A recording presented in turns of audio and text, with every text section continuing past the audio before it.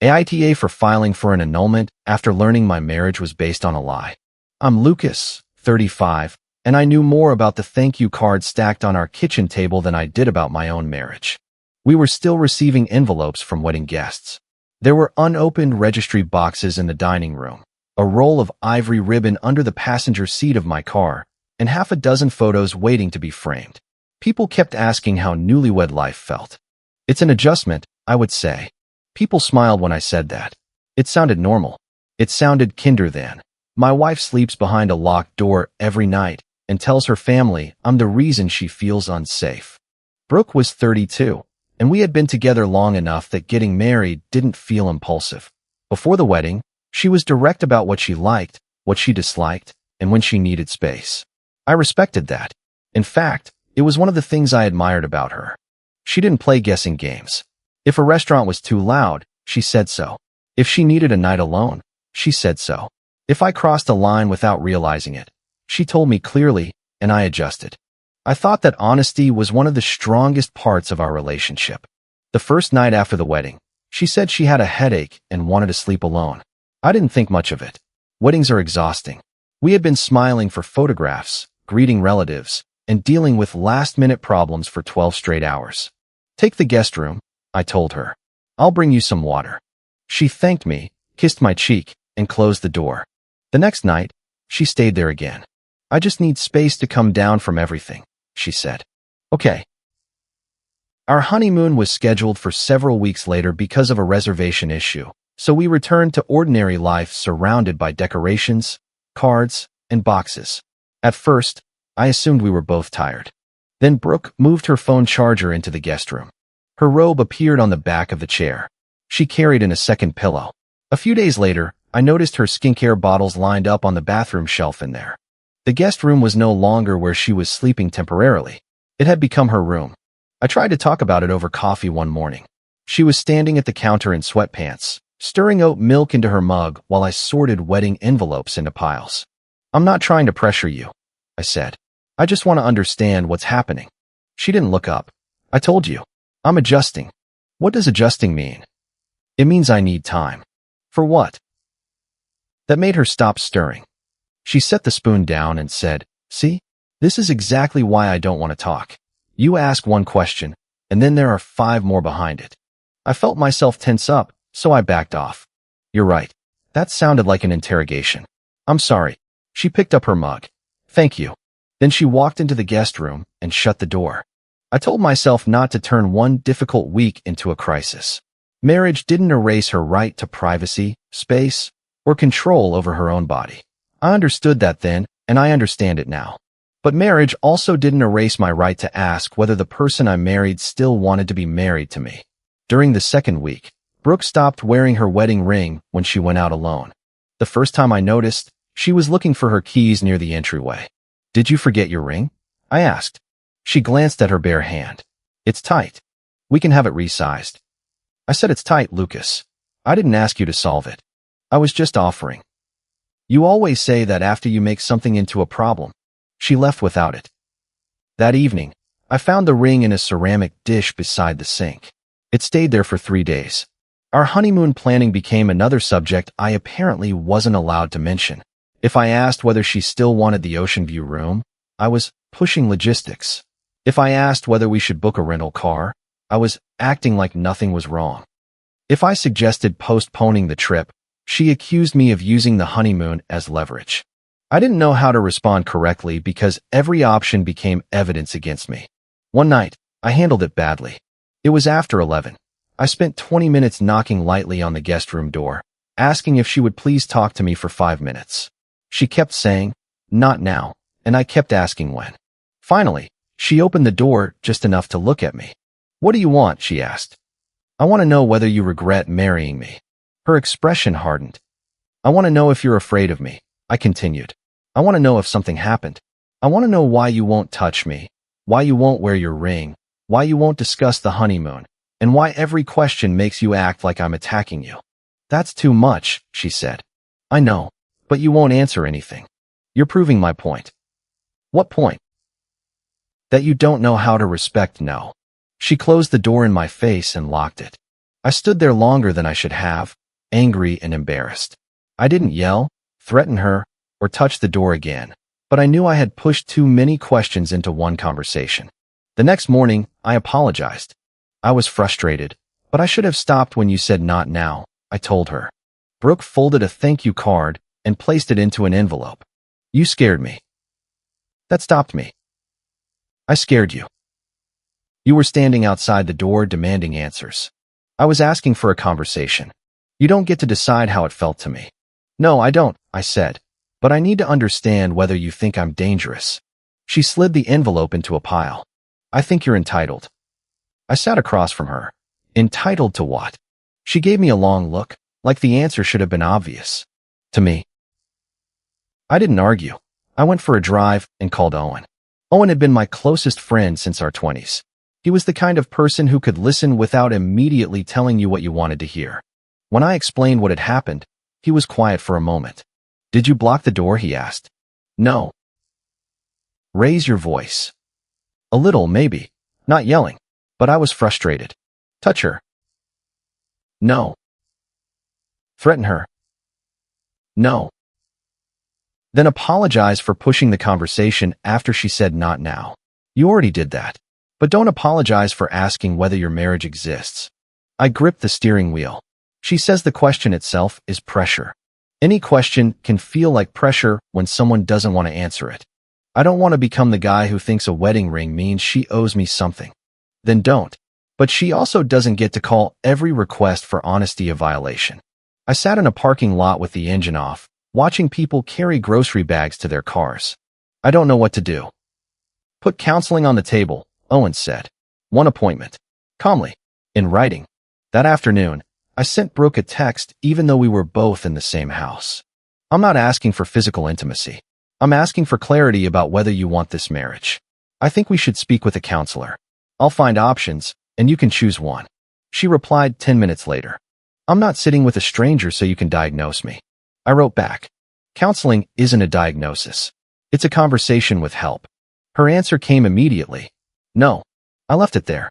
The next day, I scheduled an introductory appointment for both of us and forwarded the confirmation. I made it clear in the email that she could cancel it if she didn't consent to going. She canceled it within an hour. 2 days later, her mother called me. Denise didn't say hello. I'm ashamed of you, she said. I was standing at the kitchen sink, rinsing a plate. Brooke was out, supposedly helping Denise organize some family photographs. What exactly are you ashamed of? I asked. A real husband doesn't demand access to his wife. The plate slipped slightly in my hand. I have never demanded access to Brooke. She told me what's been happening. What did she tell you? That you keep pushing her for physical affection. That you stand outside locked doors. That you refuse counseling unless it's on your terms. I dried my hands slowly. I arranged counseling and Brooke canceled it. That's not what she said. I can send you the confirmation and the cancellation. This isn't a court case, Lucas. No, but you're accusing me of something serious. Denise lowered her voice. Brooke was scared to tell us how bad it was. I looked toward the guest room. The door was open because Brooke wasn't home. Her robe hung neatly on the chair. A new package had been delivered beside the bed. She wasn't acting like someone preparing to escape danger. She was settling in. I'm going to say this once, I told Denise. Brooke has the right to refuse any kind of physical contact. I haven't challenged that. I asked whether she wants to remain married, and she has turned that question into something else. You always were good with words, Denise said. Then she hung up. When Brooke came home, I was at the kitchen table with the counseling emails open on my laptop. Your mother called me. She set her purse down. Okay. She said I've been demanding access to you. Brooke took a bottle of water from the refrigerator. I told her I feel pressured. You told her I refused counseling. You scheduled it without me. I asked you first. You said no. Then I gave you the option to cancel, and you did. That's not consent, Lucas. Scheduling, it was still pressure. I closed the laptop. Then what would not be pressure? She twisted the bottle cap slowly, giving me time. How much? There you go again. No, that is a fair question. A week? A month? 6 months? Am I supposed to live in a marriage where I'm not allowed to ask whether my wife wants to be here? My body is mine. I know. You don't act like it. I'm not asking about your body. You keep pretending those are separate. They are separate. She laughed once, without humor. To you. That was the first time I realized our conversations weren't failing because I was choosing the wrong words. Brooke needed the subjects to stay tangled together. As long as every question about honesty could be reframed as a demand for intimacy, she never had to answer anything. I still didn't know why. During the 4th week, Brooke became very interested in the wedding money. We had received checks and cash gifts from relatives and friends. Most of it sat in a joint account we had opened specifically for the wedding and honeymoon. We had agreed to leave it alone until all the vendor refunds, final charges, and thank you notes were handled. One evening, she slid her phone across the kitchen table. We should move the remaining gift money into our regular joint account, she said. Why? So things feel normal. I looked at her. You won't discuss the marriage, but you want to combine the money more deeply? Her jaw tightened. Not everything is a trap. I didn't say it was. You implied it. I'm asking why this needs to happen now. Because married people share finances. Married people also talk to each other. She took her phone back. This is financial control. No, the money is still in an account with both our names on it. You're withholding it. From whom? We both have access. Brooke stood and walked away. The next morning, a bank notification showed an attempt to transfer a large portion of the gift balance. The transaction hadn't gone through because the receiving account information needed verification. I called Brooke. Did you try to move money from the wedding account? I was organizing it. To an account I don't recognize? It's mine. You said you wanted it in our regular joint account. I changed my mind. Without telling me. I don't need permission to move money that was gifted to me. It was gifted to us. She ended the call. That afternoon, I called Owen again. He listened while I explained the transfer attempt. Stop having important conversations by phone, he said. I live with her. Then send a summary afterward. Calm. No accusations. Save the bank notices. I feel ridiculous documenting my own marriage. You'll feel more ridiculous if she tells everyone a story and you have nothing but your memory. I don't want to treat her like an enemy. You don't have to. Treat the situation like it could become legal. I hated how reasonable that sounded. That evening, I sent Brooke a short message. For clarity, I didn't agree to transfer wedding gifts into an individual account. Please don't move shared funds without discussing it first. She replied, this is exactly the controlling behavior I've been talking about. I saved the message. The first clue about Connor arrived 2 days later. Brooke's phone was face up on the kitchen counter while she was in the pantry. I was opening a package of thank you cards when the screen lit up. A message from someone named Connor flashed on the screen. Just keep it calm until the money clears. I didn't touch the phone. I didn't open the message. I didn't even move closer. Brooke came out of the pantry, saw the screen, and grabbed the phone so quickly she knocked over a stack of envelopes. Why are you looking at my phone? It lit up in front of me. Convenient. Who is Connor? She stared at me. I already knew the name. Connor was her ex-boyfriend. They had dated for several years before Brooke and I met. According to her, the relationship had ended badly and completely. You know who Connor is, she said. I know who he was. Why is he telling you to keep things calm until money clears? You read a private message. I saw a preview. You still read it. It was 6 words on a screen in front of me. She gathered the envelopes from the floor. You have no respect for privacy. Are you in contact with him? I'm not doing this. She walked to the guest room and locked the door. That night, I slept badly. Every explanation I tried to build fell apart under the wording of the message. Keep it calm. Until the money clears. The next morning, I received an email from Brooke with the subject line, honeymoon issue. She had forwarded a chain from the resort where we were supposed to stay. At first, it looked like she wanted me to answer a question about cancellation terms. Then I scrolled down. 3 messages earlier, Brooke had asked whether a refund could be sent to a different bank account instead of the original payment method. The account number was partially hidden, but the last 4 digits didn't match any account I knew. I read the email twice. Then I walked to the guest room and knocked once. Did you mean to forward me the whole thread? The door opened a few inches. What? The honeymoon email. You asked them to send the refund to another account. Brooke's face changed for half a second. Then she shrugged.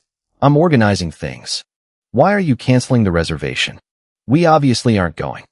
You refused to discuss postponing it. So now you're upset I made a decision? I'm upset you try to move the refund into an account I don't know. It's my account. I paid the deposit. We're married. You keep using that sentence for money and rejecting it for every other part of our life. Her eyes narrowed. That is disgusting. What is? Comparing money to access to my body.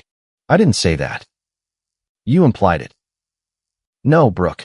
I said you want the financial benefits of marriage while refusing to answer whether you want the marriage itself. She opened the door wider. My body isn't part of your contract. You're right. Then stop acting like I owe you. I'm not asking you to sleep with me. I'm asking whether you married me honestly. You're twisting this because you're angry. Do you still want to be married? That question is pressure. Then I have my answer. She folded her arms. You always need to win. I looked past her. The room contained more of her things than our bedroom did. No, I said. I need to know what I'm losing. She shut the door. Later that day, Leah called me. Leah was Brooke's cousin. We weren't especially close, but she had always been warm to me at family events. Can I ask you something? She said. Sure. Are you really refusing counseling? I closed my eyes. No. I scheduled it. Brooke canceled. There was a pause. She said you only wanted counseling if the therapist agreed she was withholding affection. I never said that. Oh. I could hear a television in the background and someone opening a cabinet. Leah, what else is she telling people? I don't want to get involved. You called me. I know. She sighed. She says you changed after the wedding. In what way? That you got demanding. I asked why she moved into the guest room. Maybe she was scared. Before or after the wedding? Leah became quiet. What does that mean? I asked. She was anxious before. How anxious? I thought you knew. Knew what? She kept saying she just needed to get through it. I sat up straighter. Get through what? The wedding. The room seemed to narrow around me. When did she say that? A few times, during the last couple of weeks. I thought she meant nerves. She said once everything was over, she could breathe and figure out what she really wanted. Did she mention Connor? Leah didn't answer. That's a yes, I said. I'm sorry. I genuinely thought you knew she was confused. I knew she was stressed. I didn't know she was trying to get through marrying me. Lucas, I shouldn't have said anything. No, I'm glad you did. She's my cousin. I'm not asking you to betray her. I'm asking you not to repeat things about me that you haven't verified. I haven't. Thank you. After the call, I wrote down everything I remembered. Not an emotional letter. Just dates. The counseling request. The cancellation. Denise's call. The attempted transfer. Connor's message preview. The honeymoon refund request. Leah's statement. When Owen came over that evening, he found me at the kitchen table surrounded by thank you cards, bank notices, and a legal pad. Brooke was out with Denise. Owen picked up one of the cards. You still sending these? I don't know. He sat across from me. Show me what you have. I walked him through the timeline. He read Brooke's message calling my request for 2 signature withdrawals, financial control. He listened to Denise's voicemail. He looked at the counseling confirmation and cancellation. Then he leaned back. You need a lawyer. I rubbed my face. That feels extreme. You've been married 5 weeks. She told people you're unsafe, tried to move shared money, attempted to redirect a refund, and is talking to an ex about waiting until money clears. I don't have the full Connor messages. You don't need to break into her phone. You have enough to ask a lawyer what your options are. I wanted a marriage. I know. I don't want to punish her for panicking. Panic is saying, I made a mistake. Panic is asking to postpone the wedding. Panic is crying and calling a counselor. This is planning. That sentence stayed with me. This is planning. Brooke returned after Owen left. She found me putting papers into a folder. What's that? Records. She dropped her keys onto the counter. Of course. What does that mean? It means you're building a case against me. I'm documenting what's happening. Normal husbands don't document their wives. Normal wives don't tell their mothers their husbands are dangerous when they aren't. Her face went still. I never called you dangerous. You said I made you feel unsafe. That's my truth. Your feelings are real. The story you attach to them isn't. You don't get to decide that. I get to decide whether I accept being falsely accused. She walked closer to the table. What are you planning? I'm talking to an attorney. The change in her was immediate. Her shoulders tightened, and her voice dropped. If you file for anything, everyone will know what kind of husband you are. For a moment, neither of us moved. Then I took out my phone and typed a message while she stood there. To confirm what you just said, if I file for separation or annulment, you intend to tell people I pressured you physically. She stared at the screen when her phone buzzed. I didn't say that. You said everyone would know what kind of husband I am. Because they already know. Know what? She didn't answer. I sent another message.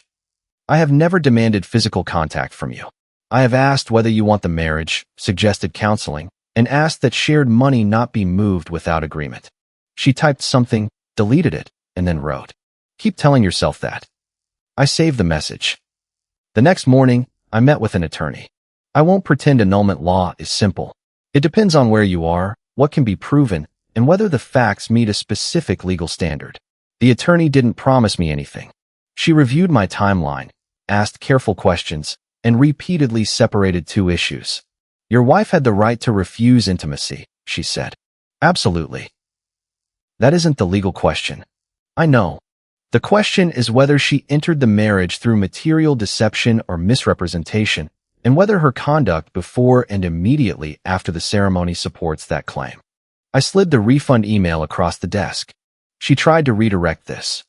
The attorney read it, then looked at the bank notices and the counseling emails.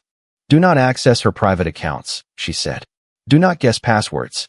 Do not record her where recording would be unlawful. Preserve what was sent to you, what you received through shared accounts, and what you personally observed. That's all I've done. Keep doing only that. She explained that an annulment petition could be filed, but it might ultimately proceed as a legal separation or divorce if the annulment standard wasn't met. Either way, I could begin protecting shared funds and requesting formal accounting. I left with a stack of forms and a hollow feeling in my chest. That evening, I made 3 decisions. First, I canceled the honeymoon reservation I had paid for and instructed the resort to return the deposit to the original payment method. I saved the confirmation. Second, I contacted the bank and requested that both signatures be required for withdrawals from the wedding gift account until we reached a written agreement or received legal direction. I didn't empty the account. I didn't move $1 for myself. Third, I filed the annulment petition. Before Brooke was served, I sent her one message. I am filing to end the marriage. This isn't because you refused physical intimacy. You have that right. I am filing because you have refused to answer whether you entered the marriage honestly, tried to move shared money, attempted to redirect the honeymoon refund, and threatened to damage my reputation if I left. She didn't respond until the papers arrived. Then my phone rang 7 times in 20 minutes. I let the first 6 calls go to voicemail. On the 7th, I answered. You served me, she said. Yes. You had a stranger hand me annulment papers at my mother's house. They were served according to the attorney's instructions. You wanted to humiliate me. No, I wanted proof that you received them. This is punishment. It is an ending. Because I had boundaries. Because you lied. You can't prove that. I don't need to prove it to you in this call. Her breathing changed. You're going to regret making this ugly. I tried private conversations. You made them accusations. You don't understand what I've been dealing with. Then you should have told me before the wedding. She hung up. Within an hour, Denise sent a message to a family group chat that included relatives from both sides. Lucas has chosen to retaliate against Brooke for asserting bodily autonomy. We are asking everyone to support her while she navigates an emotionally unsafe situation. I read it twice. Then I typed a response and deleted it. Owen called before I could do anything else. Do not answer the group, he said. How did you know? Leah sent me a screenshot because she didn't have your number saved under the right name. They're calling me unsafe. I know. I can correct it in 30 seconds. And then you'll spend 3 hours defending every sentence.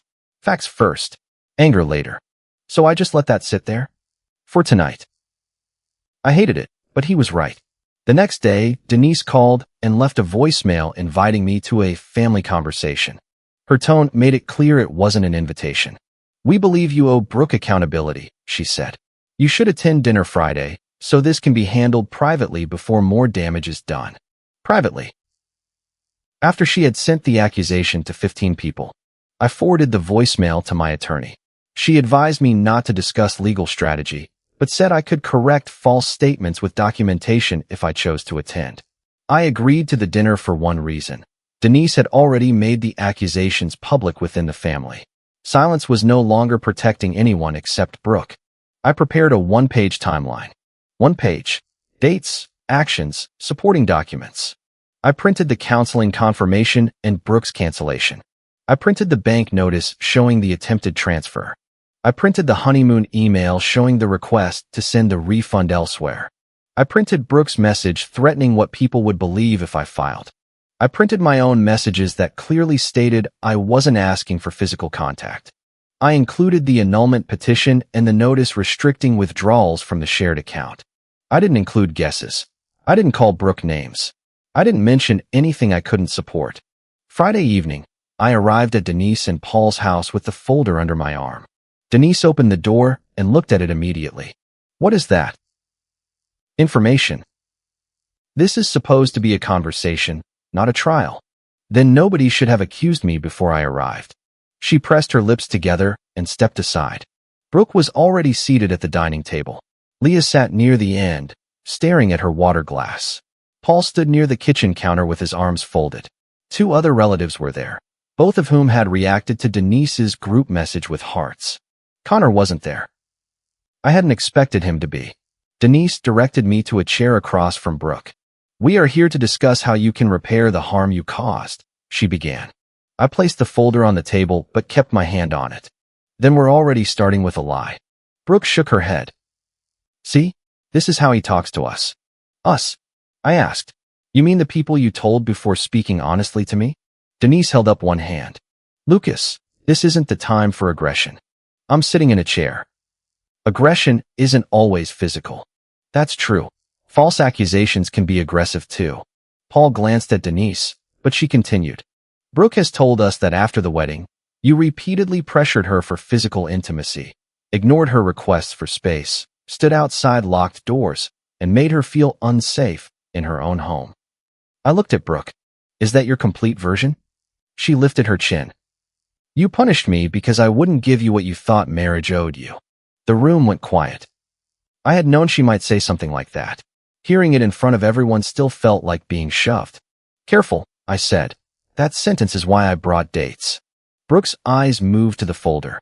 Denise leaned forward. "A woman shouldn't need a timeline to justify saying no." "She doesn't," I said. "Brooke had the right to say no every time. She still does. I didn't file because she said no." "Then why did you?" Paul asked.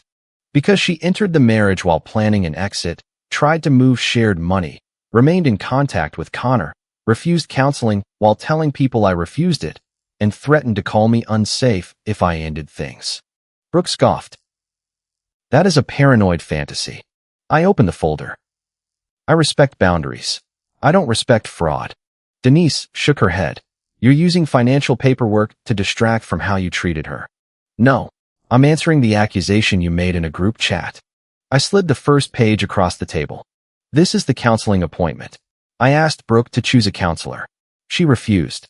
I scheduled an introductory session and explicitly told her she could cancel if she didn't consent. She canceled." Leah looked at Brooke. Brooke said, "He scheduled it to pressure me." "That may be how you felt," I replied. "But you told people I refused counseling." I said you refused real help. "What is real help?" She didn't answer. I placed the next page down. "This is the bank notification. Brooke attempted to move wedding gift money into an individual account after telling me she wanted it in our regular joint account." Denise glanced at Brooke. "You said he froze all your money," she said. "I restricted a shared account, so both signatures are required," I explained. "Nothing was removed. Nothing was taken." Brooke crossed her arms. Because he wants control. Both signatures means neither person has unilateral control. Paul picked up the notice and read it more closely. I added the honeymoon email. This is the refund request Brooke accidentally forwarded to me. I paid the original deposit. She asked the resort to send the refund to an account I didn't recognize. Paul looked up. Is that your account? He asked Brooke. Yes. Why was the couple's refund going there? Because I was handling it. You told me Lucas canceled the honeymoon to hurt you, Denise said. He did cancel it. After she had already asked how to redirect the refund, I said, I instructed the resort to return it to the original payment method. One of the relatives shifted in her chair. Why are we talking about money if the issue is whether she felt safe? Because the money is part of why she needed the marriage to continue looking real. Brooke pushed back from the table. That is insane. I took out the printed message. When I told Brooke I was considering legal action, she said, if you file for anything, everyone will know what kind of husband you are. Denise looked at the page. Maybe she meant people would know you abandon women when they set boundaries. I slid my follow-up message beside it. I asked her to clarify. I wrote that I had never demanded physical contact, that I had asked whether she wanted the marriage, suggested counseling, and asked that shared money not be moved without agreement. And what did she say? Paul asked. Keep telling yourself that. Paul's expression changed. Not dramatically. He simply stopped looking confused. He looked angry. Brooke turned toward him. Dad, he's collecting every text and twisting it. Did you tell him everyone would know what kind of husband he was if he filed? I was upset. Did you? Yes, but... Answer the question, Paul said. Brooke looked down. Yes. Denise tried to regain control. This still doesn't prove she planned anything before the wedding. Leah's chair creaked. Everyone looked at her. She swallowed. I think I need to say something. Brooke's head snapped toward her. Leah, don't. Leah's face reddened. You said before the wedding that you just needed to get through it. That was nerves. You said it more than once. Everyone gets nervous. Leah looked at me, then back at Brooke. You said once the wedding was over, the pressure from the family would stop, and you could figure out what you actually wanted. Denise stared at her daughter. What pressure? Brooke spoke quickly. You were all obsessed with the wedding. Every time I expressed doubt, everyone told me it was normal. Paul's voice stayed low. Did you tell Lucas you wanted to postpone? No. Did you tell him you were considering not going through with it? I was confused. That isn't an answer. Brooke pressed both palms against the table. I thought I could make it work. With Connor texting you? I asked. Denise turned to me. Do not drag an old relationship into this. At that exact moment, Brooke's phone lit up beside her plate. The screen showed Connor's name. No one touched it. No one needed to. The preview read, Are they still fighting about the account? Denise stopped mid-breath. Paul looked at the phone, then at Brooke. Is that Connor? Brooke flipped the phone over. It's not what it looks like. What does it look like? Paul asked. He's a friend. A friend asking about the wedding account.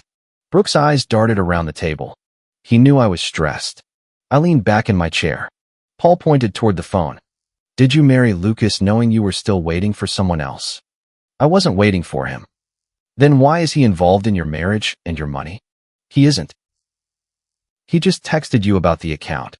He was checking on me. Paul's voice sharpened. We gave money to a marriage. Did you? Brooke began to cry. Denise reached toward her, but Paul didn't look away. Did you enter that ceremony intending to build a marriage with Lucas? I thought I could. That isn't the same answer. I panicked. I spoke before Denise could turn the tears into another accusation. Panic would have deserved honesty. Panic would have deserved postponing the wedding, counseling, or even leaving me at the altar. It would have hurt, but it would have been honest. Brooke wiped her face. You don't know what it felt like. Everyone had spent money. Everyone was excited. My mother had invited people. The gifts were already coming. Denise flinched slightly. Brooke realized what she had said and tried to correct it. I don't mean I married him for gifts. Then why did Connor tell you to keep things calm until the money cleared? I asked. The relative beside Leo whispered, What? I explained the message preview I had seen. Brooke's face hardened again. You read my phone. It lit up on the counter. I never touched it. You always have an excuse. I don't need an excuse for seeing words displayed in front of me. Denise looked at Brooke. What did he mean by money clearing? Brooke said nothing. Paul asked again. What money? I don't know. Brooke. I don't know exactly what he meant. I closed the folder. I'm not asking anyone here to choose sides. I'm asking you to stop repeating a lie about me. Denise stared at the documents spread across the table. You could have handled this privately. I tried. You could have given her more time. She used time to move money and prepare a story. You filed after 5 weeks. Yes. That is cold. Maybe it is. But I won't stay married so Brooke can delay the consequences of choices she made before the wedding. One of the relatives who had supported Denise cleared his throat. Couldn't you separate and work on it? We were effectively separated from the first night. The difference is that I wasn't informed. Brooke looked at me with open hatred. You wanted this. You wanted to make me look like a liar. I didn't make you look like anything. I brought the documents you created. Leah began crying quietly. I'm sorry, she said to me. I thought you knew she was unsure. I know. Brooke turned on her. You had no right. Leah looked back at her. You told everyone he was dangerous. You made us part of it. Denise put both hands flat on the table. This family will not tear itself apart tonight. Paul gave her a tired look. It already did. No one spoke for several seconds. Then Denise looked at me. What exactly do you want? I want the false accusations to stop. I want the wedding funds handled according to legal advice. I want the annulment or separation to proceed. And I want communication about unresolved issues in writing. That's it, she asked. That's it. You don't want an apology? An apology given because the evidence is sitting on the table would be damage control. Brooke stood. You ruined my life. No, I said. I stopped volunteering mine as cover.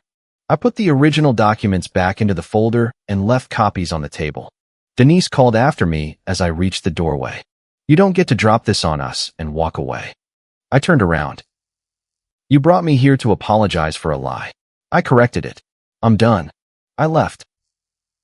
In the car, my hands shook so badly that I had to sit for several minutes before driving. I had been controlled at the table, but control didn't mean I felt nothing. I felt humiliated, furious, relieved, and stupid. Most of all, I felt grief. I had not only lost a 5-week marriage. I had lost the relationship I thought had existed before it. Owen called while I was still parked. How bad? Connor texted during dinner. You're kidding. About the account. He exhaled slowly. Did anyone see? Everyone. And Paul asked the right questions. That sounds promising. It doesn't feel promising. No, Owen said. It probably feels awful. That was why I trusted him. He never tried to turn pain into a victory speech. The family group chat stayed silent until the next morning. Then Paul wrote, until the legal and financial issues are resolved, please do not make further claims about Lucas's conduct. There is information most of us did not have. Denise didn't respond. 2 relatives privately messaged me. One apologized for assuming I was controlling. The other said he still thought filing after 5 weeks was extreme, but admitted Brooke had misled everyone. I could live with that. I didn't need unanimous approval. I needed the accusation to stop spreading unchallenged. Brooke sent me a series of texts that afternoon. Connor says you made him look involved in something he didn't understand. I didn't reply. Then, he was only supporting me emotionally. Then, you took one message out of context. Then, he says this got too messy and he can't be part of it. That one made me pause. Apparently Connor liked being the secret more than being the choice. By Sunday, Brooke had stopped messaging me about Connor and started blaming me for his distance. You destroyed the only friendship that was helping me. I replied once. I did not contact Connor. I did not expose him publicly. His own message appeared on your phone during a conversation you arranged. She wrote, you knew what would happen. I didn't answer. The honeymoon refund returned to the original card several days later. The wedding gift account remained restricted pending agreement or legal direction. Brooke accused me of locking her out, but the bank confirmed in writing that both of us could view the account and neither could withdraw funds alone. Paul contacted me privately. I need to ask about the gifts, he said. Okay. Some of that money came from relatives who believe they were giving to both of you. I know. If the marriage is annulled, I think anything clearly intended for the couple should either be divided legally or returned. I agree. He was silent for a moment. I should have asked questions before that dinner. You weren't the one accusing me. I stayed quiet while Denise did. I appreciated that he didn't turn it into a grand apology. You asked questions when it mattered, I said. That doesn't erase the rest. No. We left it there. Denise never apologized directly. A week later, she sent a message that said, I acknowledge there were misunderstandings on all sides. I will not discuss private details further. It was carefully written to avoid admitting that she had accused me publicly based on Brooke's version. I saved it and didn't respond. The legal process didn't become instant or simple just because the family dinner went my way. My attorney reminded me that emotional clarity and legal outcomes were different things. Brooke contested the annulment. She argued that she had entered the marriage in good faith, but experienced anxiety afterward. My attorney submitted the timeline and financial records and requested preservation of all relevant communications. At that point, more of the truth surfaced through proper legal channels. I didn't gain access to Brooke's phone by trickery or force. The messages became relevant during the case, and Brooke had to respond to formal requests. The full context of Connor's message was worse than the preview. Before the wedding, Brooke had written, I just need to get through the ceremony. After that, everyone will stop watching me. Connor replied, then keep it simple. Don't make promises you can't keep. 2 days after the wedding, she wrote, Lucas thinks I'm overwhelmed. He's too decent to make this ugly. Connor answered, good. Wait out the wedding noise. A week later, Brooke wrote, once the gifts settle and the trip is dealt with, I can leave clean. If he files first, I'll say he couldn't respect boundaries. People will believe that before they believe him. That was the message that ended any remaining doubt. She had planned the accusation before I ever spoke to Denise. She had counted on my embarrassment. She knew I would be reluctant to defend myself because the subject was personal and easy to distort. The worst part wasn't that she wanted to leave. People change their minds. Engagements end. Weddings get canceled. Marriages sometimes collapse immediately. The worst part was that she had converted my decency into part of her plan. She had looked at my reluctance to cause a scene and decided it made me safe to use. When my attorney showed me the messages, I read them without speaking. Finally, she asked, do you need a minute? No, I said. I needed this 5 weeks ago. The financial records also showed that Brooke had attempted to move not only the honeymoon refund, but a portion of the wedding gifts into an individual account. Connor hadn't directly instructed her to steal anything, but he knew she was waiting for funds to settle and encouraged her to keep the marriage calm until then. Once the messages were disclosed, Connor contacted Brooke through his attorney and made it clear he didn't want to be treated as a participant in her financial decisions. In private, according to a message Brooke later sent me, he told her, I never told you to blow up your life. That was technically true. He had only encouraged secrecy, accepted her attention, and stepped away when secrecy became responsibility. Brooke called me one evening after another legal meeting. I almost let it go to voicemail, but I answered because there were still property issues to resolve. Her voice was quiet. You destroyed my reputation. No, I said. I stopped protecting the version of you that you used to destroy mine. You showed everyone private messages. The messages entered a legal case because you denied the fraud. You could have walked away quietly. I tried to ask you privately whether you wanted the marriage. You pressured me. I asked a question you didn't want to answer. You don't understand how trapped I felt before the wedding. I believe you felt trapped. She began crying. That didn't make me feel triumphant. It made me tired. My mother would have lost her mind if I canceled, she said. My father had already paid for things. Everyone was watching me. Connor wouldn't give me a clear answer. I thought if I went through with it, maybe I could become the person everyone thought I was. You could have told me. I was ashamed. So you made me carry the shame instead. I panicked. Panic explains the fear. It doesn't explain the transfer attempt, the refund account, the canceled counseling, or the plan to accuse me if I left. I need a chance to start over. You will get one. It just won't be with me. She became quiet. Did you ever love me? Yes. The answer came easily because it was true. That's why I kept asking what was wrong. She whispered, "I'm sorry." It was the first direct apology she had given me. Maybe she meant it in that moment. Maybe she was sorry about the consequences. Maybe both were true. I didn't need to determine which. "I hope you stop building your life around what everyone else will think," I told her. "But I'm not staying close enough to find out." I ended the call. The legal resolution took time, but the marriage moved steadily toward its end.